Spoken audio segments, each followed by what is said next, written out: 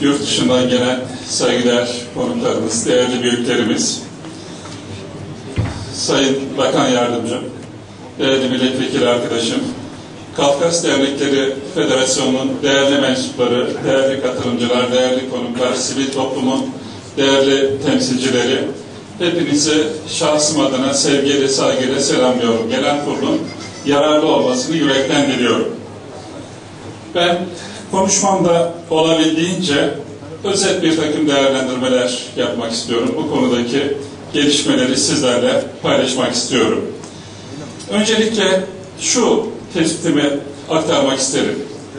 Kafkasya'da yaşanan sorunları, ayrıca Kafkasya'dan gelen, Türkiye'ye gelen yurttaşlarımızın sorunlarını biz tamamen insan hakları ve demokrasi boyutuyla görüyor ve değerlendiriyoruz.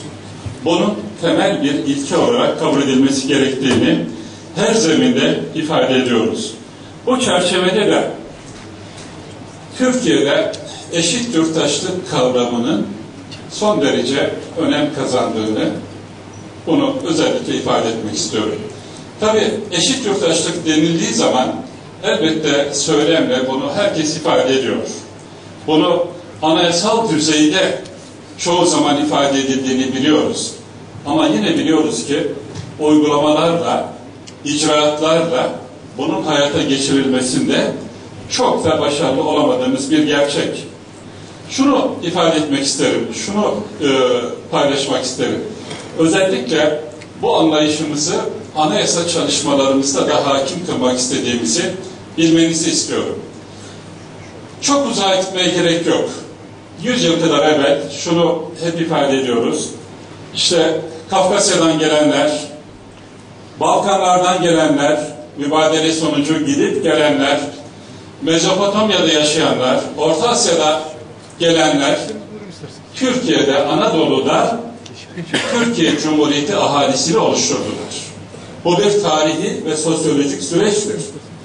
Bu aynı zamanda bizim Cumhuriyet'in kuruluşu aşamasında Mustafa Kemal Atatürk tarafından da muhtelif zeminlerde, anayasa zeminlerinde, meclis zeminlerinde dile getirilen bir gerçektir.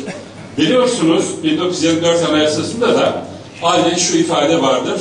Türkiye ahalisi kavramı vardır. Burada Türkiye ahalisini oluşturan bu halklar daha sonra Mustafa Kemal Atatürk'ün önderliğinde eşit yurttaşlık temelinde ve müşterek iradeli ve Türk ulusu adıyla bir araya geldiler. Devletin çatısını bu şekilde oluşturdular. Ama kabul etmek gerekir ki bu çatıyı temel hak ve özgürlükler anlamında, insan hakları anlamında hayata geçirmek noktasında, demokrasiyi halka mal etmek noktasında, içselleştirmek noktasında yeterince mesafe alamadık. Bunu bütün etnik gruplar için kastediyorum. Belli bir etnik grubu kastetmeden bunu ifade ediyorum. Bu eşit yurttaşlığı nasıl hayata geçirebiliriz? Bunu en başta dil ile hayata geçirebiliriz. Bunu kimlikle hayata geçirebiliriz. Bunu inanç özgürlüğüyle hayata geçirebiliriz. Türkiye maalesef her üç temel konuda da gerekli adımları atamamıştır. Ben yeri gelmişken şu kadarını ifade edeyim.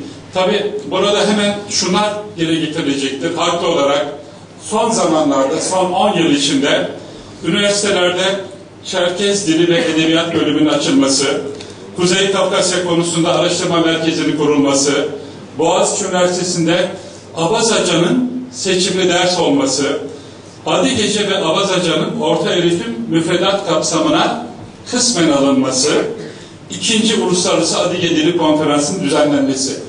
Bunların hepsi kabul etmek gerekir ki önemli adımlardır. Ama şunu ifade etmek istiyorum. Önemli olan bunları anayasal düzeyde kurumsal hale getirmek, temel hak ve özgürlükler boyutuyla dile getirmek. O sebeple diyoruz ki dil konusundan başlayarak Cumhuriyet Halk Partisi olarak hiç bir stratejiye girmeden, konjonktüre tabi olmadan çok net olarak şunu söylüyoruz. Türkiye'nin resmi dili Türkçedir. Elbette bunun tartışılacak bir yönü yok. Müfredat dili Türkçedir. Eğitim dili Türkçedir. Bunun devamında da şunu söylüyoruz. Ana dili Türkçe olmayan yurttaşlarımız zorunlu Türkçe eğitiminin yanı sıra kendi ana dillerini öğrenme ve kullanma hakkına sahiptir. Devlet bu konuda üstüne düşen tedbirleri almalıdır. Şimdi onun karşılığına kalkıp seçimli dersi bir alternatif olarak getirmek ya da özel okullarda buna imkan tanımak bu anlamda eşit yurttaşlığın gereğini yapmak anlamına gelmez. O özel okullarda, özel işletmelerde o hakların sağlanması ayrı bir husustur. Devletin bunu bir temel görev ve sorumluluk olarak üstlenmesi ayrı bir husustur. Bu noktada devlet yurttaşlar arasında ayrım yapmamalıdır. Bu sebepledir ki devlet bütün etnik gruplara, Türkiye Cumhuriyeti içinde yaşayan bütün etnik gruplara belirli yasal şartların doğması halinde kendi dillerinin öğrenilmesi ve öğretilmesi konusunda üstüne düşen görevi yapmalıdır, almalıdır. Bunu vatandaşlık konusunda da ifade ediyoruz. Vatandaşlık derken şunu ayırmak gerekiyor. Biraz evvel devletin çatısını çok net olarak ifade ettim. Yasama yetkisini, yargı yetkisini ne şekilde kullanılacağını biz anayasa metnimizde de ifade ediyoruz. Ama bunun yanında temel hak ve özgürlükler kapsamında kişinin kendi kimliğini ifade etmesi noktasında o iradenin kişinin kendisine ait olması gereğinden söz ediyoruz. Yani ben size sen şusun diyemem devlet olarak. Siz bana sen şusun diyemezsiniz. Benim kim olduğumu, ne olduğumu ancak ben bilirim. Bu anlamda benim ifadem, benim iradem esas olmalıdır. Bunu ısrarla anlatıyoruz. Temel hak özgürlüğün anlamı budur. Burada çok açık olarak ifade ediyorum. Ne mutlu Türk'üm diyene elbette saygı duyuyoruz. Peki demeyene ne diyeceğiz arkadaşlar? Demeyene ne diyeceğiz? Onun kafasına mı vuracağız? Ona da saygı duyacağız. Anlatmak istediğimiz bu. Bu anlamda temel hak ve özgürlükler anlamında kişinin iradesi esastır. Ama elbette şunu çok açık olarak ifade ediyoruz. Türkiye Cumhuriyeti'nin adı çok açıktır. Bu toprakların adı Türkiye Cumhuriyeti Devleti'dir. Bu anlamda yeni bir coğrafi bölgeye ihdas edilmesine en başta Cumhuriyet Halk Partisi karşıdır. Burada başkentimiz, milli marşımız, bayrağımız bunlar değiştirilemez değerlerimizdir, ortak değerlerimizdir, sembollerimizdir. Ben inanıyorum ki bu camia içinde olsun ve genelinde, Türkiye'nin genelinde bu sembollerle, bu değerlerle Türkiye Cumhuriyeti yurttaşlarının kavgası yoktur, ihtilafı yoktur. Elbette Türkiye Cumhuriyeti içinde burada ideolojik olarak Türkiye Cumhuriyeti'nin birliğini hedef alan, bütünlüğünü hedef alan iç ve dış dinamiklerden kaynaklanan saldırılar hep olmuştur. Bugün de olacaktır, yarın da olacaktır. Ama bu saldırılar olması biraz evvel sözünü ettiğimiz o temel hak ve özgürlüklerin yerine getirilmesi için, bunların engellenmesi için hiçbir şekilde bir gerekçe olarak kabul edilemez. Bu ikisini birbirine karıştırmamak gerekiyor. Cumhuriyet Halk Partisi olarak olaylara bu boyutuyla baktığımı yeri gelmişken ifade etmek istiyorum. Bu çerçevede biraz evvel iktidar döneminde yerine getirilen çalışmalardan söz ettim. Ama bunların hayata geçirilmesi konusunda anayasal düzeyde olsun, dışişleri düzeyinde olsun, kararlı bir takibin olmadığını görüyoruz. Değerli başkanımız biraz evvel temas etti. Bu noktada tamamen sizi bilgilendirmek amacıyla kişisel olarak yaptığımız çalışmaları dile getirmek istiyorum. Bu arada elbette milletvekili arkadaşım da bu konuya temas edecektir.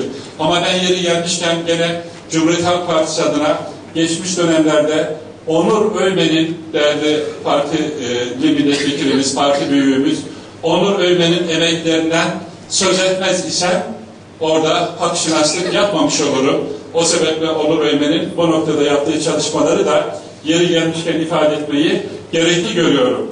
Bu çerçevede bakın şunları anlatıyoruz değerli arkadaşlarım, değerli konuklar. çok bakıyorum, bu dönemde 23 ve 24. dönemde 6-7 kez bu konuyu önergelerle ve basın toplantılarıyla dile getirmişiz. Oradaki aynen o metinlerdeki bir cümleyi, bir paragrafı sizlerle izninizle paylaşmak istiyorum. Çok doğrudan ve net olarak ifade ediyorum.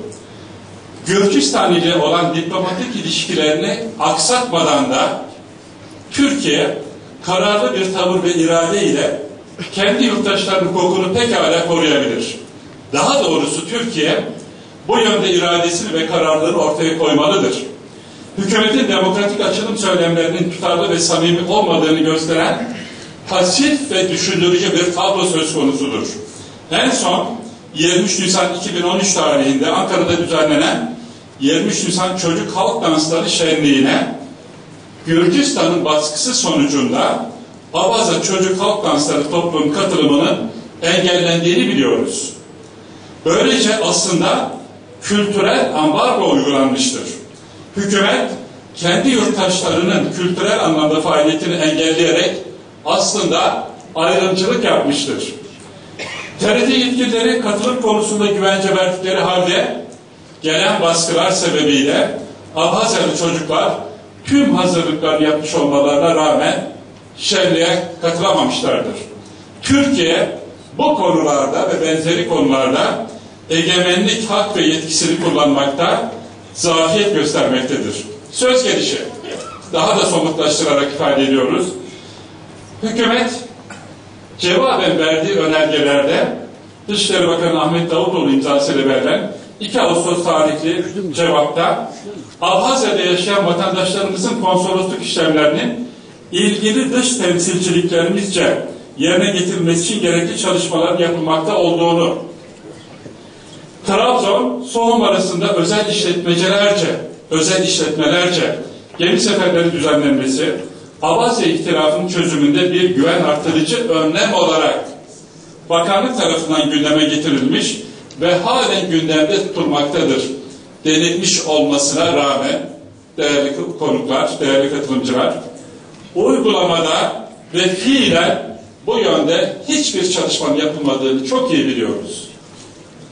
Bir başka ifadeyle Dışişleri Bakanlığı muhayyel dileklerini, farazi temennilerini hiçbir icraat girişimi olmadığı halde bunları bir icraat olarak sunmak gayreti içine giriyor ve aslında devlet ciddiyeti ve sorumluluğuyla bağdaşmayan ve özü itibariyle gerçeğe aykırı olan açıklamalar yapıyor. Biz hükümetten bu noktada Kafkasya'daki vatandaşlarımızın, yurttaşlarımızın, Türkiye Cumhuriyeti yurttaşlarının seyahat özgürlüklerinin sağlanması konusunda ve bunun yanında ana dilde öğretim haklarının sağlanması konusunda Cumhuriyet Halk Partisi olarak bu çerçevede bundan böyle de çalışmalarımızı yapmaya devam edeceğiz. Değerli konuklar.